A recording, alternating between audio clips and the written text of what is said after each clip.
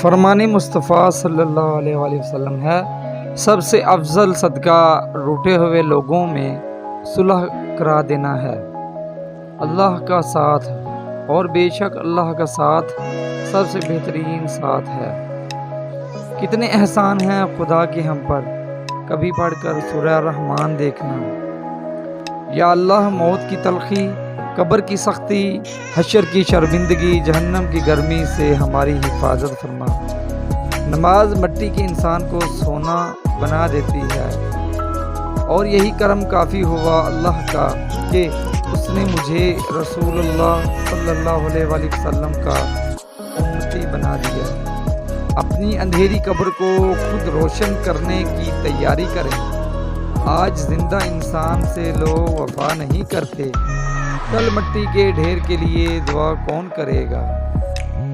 اے اللہ، جو میرے مقدر میں نہیں لکھا اس کی کوشش اور تمنا میں مجھے مبتلا نہ کرنا، اور جو میرے تقدیر میں لکھ دیا ہے اسے میرے لیے آسان کر دینا۔ نماز چہرے کا نور ہے اور قرآن دل کا سکون۔ وضو سے شکل، قرآن سے عقل اور نماز سے نسل پاک ہوتی ہے۔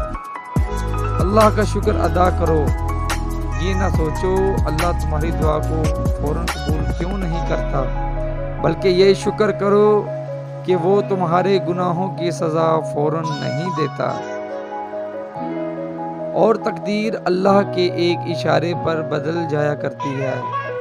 تم یقین تو رکھو وہ بہتر لے کر بہترین دے گا۔ انشاءاللہ وہ دن جلدی آئے گا جب ہم بھی مکہ میں بیٹھ کر قرآن پاک کی تلاوت کریں گے۔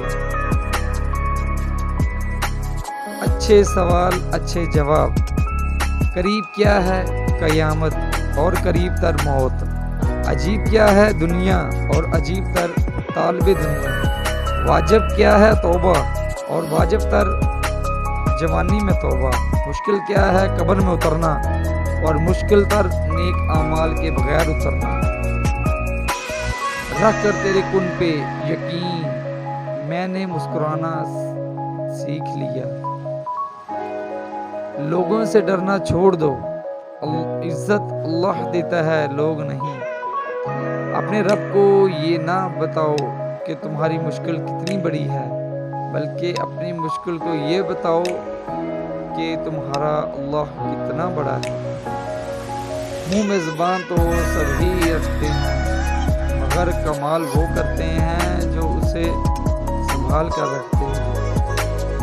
اللہ جو کرتا ہے اچھے کے لیے کرتا ہے، تم نہیں جانتے مگر وہ خوب جانتا ہے۔ سبحان اللہ عز و جل۔